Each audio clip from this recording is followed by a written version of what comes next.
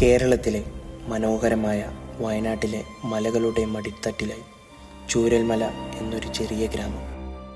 കാടിൻ്റെ മിഴിമറയിൽ കുടിയിരിപ്പ്, കൃഷി, ജീവിതം എല്ലാം പ്രകൃതിയോട് ചേർന്നു. എന്നാൽ ഈ മനോഹാരിതയ്ക്ക് പിന്നിൽ പതുങ്ങിയിരുന്നത് ഒരാപത്തായിരുന്നു. പ്രകൃതിയെടുത്ത കനിഞ്ഞ കണക്ക്.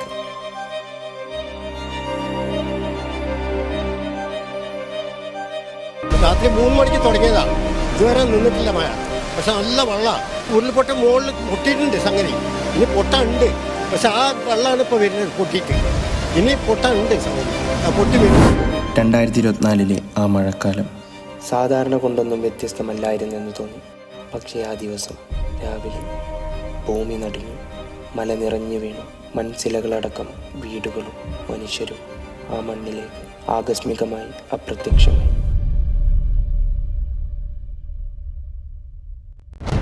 എല്ലാവരും നമ്മളിപ്പോൾ ഭംഗി വാക്കായിട്ട് പറയും, എല്ലാം പോയാലും ജീവൻ കിട്ടിയല്ലോ എന്ന് പറയും. പക്ഷെ എല്ലാവർക്കും പറയാൻ കഴിയുന്ന ഒരു ഭംഗി വാക്ക്. പക്ഷേ ഇതെല്ലാം പോകുമ്പോൾ നമ്മൾ സ്വാഭാവികമായിട്ട് ചിന്തിക്കുക, നമ്മളും കൂടി അതിലാണ്ട് പോയാൽ മതിയായിരുന്നു എന്ന് തന്നെയാണ് ഏതൊരു വ്യക്തിയും ചിന്തിക്കുന്ന. കാരണം നമ്മളെ ഇപ്പോൾ വീടാണെങ്കിലും പിന്നെ അതല്ലെങ്കിൽ ഒരു വണ്ടിയാണെങ്കിൽ അതൊക്കെ നമ്മളൊരു ആയുസിൻ്റെ ഒരു ഇതാണ്.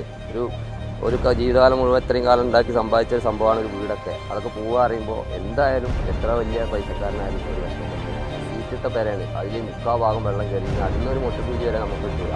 ഈ ഇട്ടെടുത്ത ഒരു ഡ്രസ്സല്ലാതെ മൊബൈൽ അന്ന് കയ്യിൽ ടോർച്ചിൻ്റെ ആവശ്യത്തിന് വേണ്ടി മൊബൈൽ എടുത്ത് വെച്ചുകൊണ്ട് മൊബൈലുണ്ട്, അതല്ലാതെ ഇനി ഒരു മുട്ടസൂചി അതിൻ്റെ ഉള്ളിൽ നിങ്ങൾക്ക് കിട്ടില്ല. അത്രയും പോയി. ഒറ്റയടി തെറ്റിയപ്പോൾ ചിലർ വീടും കുടുംബവും നഷ്ടപ്പെട്ടു. ചിലർ ആ കുടുംബത്തിൽ നിന്ന് ജീവനോടെ മാത്രം മടങ്ങി. ഒരു അമ്മയുടെ കരച്ചിൽ, ഒരു കുഞ്ഞിൻ്റെ ചോദ്യങ്ങൾ. ഇനി അവർക്കുള്ള മറുപടികളില്ല. ഞമ്മള് ഉറങ്ങിക്കഴിഞ്ഞു, കറണ്ടൊന്നുമില്ല. അപ്പൊ ഞങ്ങൾ ഒരു 10-11 വരെ ഞങ്ങൾ നോക്കി. അപ്പൊ മോള് ഇരുന്ന് പഠിക്കായിരുന്നു. അപ്പൊ ഞാൻ മോളോട് പറഞ്ഞു, മോളെ മതി പഠിച്ചത്, മോക്ക് രാവിലെ പോകുമ്പോ അമ്മ ഭക്ഷണമൊക്കെ ഉണ്ടാക്കി തരണ്ടേ, അതുകൊണ്ട് ഈ എമർജൻസി ഒക്കെ ഓഫാക്കി. കറണ്ട് ഇല്ലെങ്കിൽ നമുക്ക് കണ്ണ് കാണില്ലല്ലോ ഭക്ഷണമൊക്കെ ഉണ്ടാക്കാൻ. അതുകൊണ്ട് മോള് കിടക്കെന്ന് പറഞ്ഞു. കിടന്ന് നമ്മൾ 1 മണി ടൈമായി.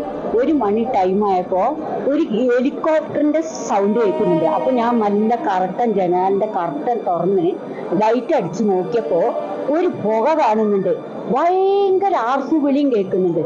അപ്പൊ ഞാൻ ആദ്യം വിചാരിച്ചു ആന വരുമ്പോ എല്ലാരും ആർപ്പ് വിളിച്ച് ഓടിക്കുന്ന രംഗാണെന്ന് വിചാരിച്ചു. അപ്പൊ ഞാൻ മോളോട് പറഞ്ഞു, ടോർച്ച് അടിക്കല്ല, ആനയാണെങ്കിൽ വെളിച്ചം കണ്ട നമ്മളെ നേരിക്ക് വരും, അതുകൊണ്ട് മോളോട് പറഞ്ഞു ടോർച്ച് അടിക്കല്ലേ എന്ന്. അങ്ങനെ വാതില് തുറന്നു നോക്കി. വാതില് നമ്മളെ അടുത്ത വീട്ടുകാരൊക്കെ നമ്മളെ വിളിക്കുകയാണ്. അപ്പൊ വാതില് തുറന്നു നോക്കുമ്പോ ഇപ്പുറവും വെള്ളം വരുന്നു, ഇപ്പുറവും വെള്ളം വരുന്നു. ഏതിലും ഞങ്ങൾക്ക് കിടക്കാൻ വരും.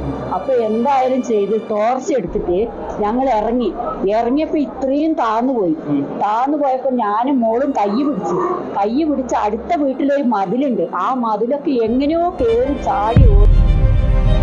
ജാതിമതഭേദമന്യേ നാട്ടുകാരും പ്രദേശവാസികളും സൈനികരും ഒന്നുചേർന്നു. കൈകൾ കൊണ്ട് മണ്ണ് നീക്കി ജീവനെ രക്ഷിക്കാൻ ശ്രമിച്ചു. ഇവരായിരുന്നു യഥാർത്ഥ വീരൻ. 1 മണിയാകുമ്പോൾ പ്രജീഷിന് ഫോൺ വന്നു, ബാലേട്ടാ നിങ്ങൾ എത്രയും പെട്ടെന്ന് അവിടെ നിന്നുള്ള ആളുകളെ കൂട്ടിയിട്ട് വാ, ഇവിടെ കുറേ ആളുകൾ കുടുങ്ങി കിടക്കുന്നുണ്ട്, അവരൊക്കെ ഒന്ന് രക്ഷപ്പെടുത്തണം, നിങ്ങൾ അവിടെ കിടന്നുറങ്ങല്ലേ. അവസാനം ഞാൻ എൻ്റെ സുഹൃത്തുക്കളെ എല്ലാവരും കൂട്ടി 10 പേരെ കൂട്ടി. അതിൻ്റെ ഇടയിൽ ഇവൻ ഫോൺ ചെയ്തുകൊണ്ടേയിരിക്കുന്നുണ്ട്, ബാലേട്ടാ ഞാൻ പള്ളിക്കുന്ന് കയറിക്കൊണ്ടിരിക്കുകയാണ്, അതിൻ്റെ മുകളിൽ നസീർക്ക് കുടുങ്ങിയിട്ടുണ്ട്, നസീറിനെ രക്ഷപ്പെടുത്തണം, ബാക്കിയുള്ളവരൊക്കെ ഞാൻ ഒരുവിധ ആൾക്കാരൊക്കെ ഞാൻ രക്ഷപ്പെടുത്തിയിട്ടുണ്ട്, ജീപ്പ് കൊണ്ട് കിട്ടുന്ന ആളുകളെ ബംഗ്ലാവിലാക്കിയിട്ടുണ്ട്. ഞങ്ങൾ പ്രജീഷിനെ പിന്നെ വിളിക്കാൻ വേണ്ടി ശ്രമിക്കുമ്പോഴേക്കും 2ാമത്തെ പൊട്ട് പൊട്ടുന്ന സൗണ്ട് കേട്ടു. അപ്പോൾ പ്രജീഷ് പറഞ്ഞു, ഞാൻ നസീർ ഖാൻ്റെ വീടിൻ്റെ അവിടെ എത്താറായി എന്ന് മാത്രം ഫോൺ മാത്രം എനിക്ക് കേട്ടുള്ളൂ, പിന്നെ ഒന്നും കണ്ടില്ല. പിന്നെ അവിടുന്ന് ഇപ്പോൾ കണ്ട ദൃക്സാക്ഷികൾ അതിൻ്റെ മേലുള്ളവർ പറഞ്ഞു പുഴയിലൊരു ടോർച്ചും ഫ്രണ്ടിലൊരു കൈയും മുന്നോട്ട് പോകുന്നത് കണ്ടു എന്ന് പറഞ്ഞു. അപ്പോൾ അവൻ്റെ കയ്യിലൊരു വലിയ ടോർച്ചുണ്ട് എപ്പോഴും, ആ ടോർച്ചാണ് ഉപയോഗിച്ചത്. അവൻ ഈ നാടിൻ്റെ ഏറ്റവും വലിയൊരു സ്വത്താണ്. കാരണം എൻ്റെയൊക്കെ ഏറ്റവും അടുത്ത സുഹൃത്ത് മാത്രമല്ല, ഞങ്ങൾക്ക് എല്ലാവർക്കും വേണ്ടപ്പെട്ടൊരാൾ. അവൻ്റെ അമ്മയുടെ അടുത്ത് ഞങ്ങൾ പോയിട്ട് അവൻ മരിച്ചു എന്ന് പറയുന്നത് സങ്കടം നമുക്ക് പറഞ്ഞറിയിക്കാൻ പറ്റില്ല. അയാളെ ഓർക്കുക എന്ന് പറഞ്ഞാൽ നമുക്ക് ഇനി പറഞ്ഞറിയിക്കാൻ പറ്റാത്ത വലിയൊരു വേദനയാണ്. കാരണം എന്താ പറയുക, ഇനി ആ നാടിന് ഞങ്ങൾക്കില്ലല്ലോ. അവൻ്റെ വീടിരിക്കുന്ന സ്ഥലം പോലും ഇല്ല.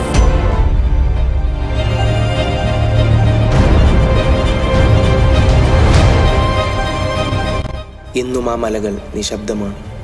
പക്ഷേ ആ നിശബ്ദതയ്ക്ക് അർത്ഥമുണ്ട്. അതിൻ്റെ മിഴികളിൽ നിരുപാധികമായ ഓർമ്മകളുണ്ട്. ചൂരൽമലയുടെ കരഞ്ഞുപോയ ശബ്ദം കാറ്റിൽ കറങ്ങി നടക്കുകയാണ്.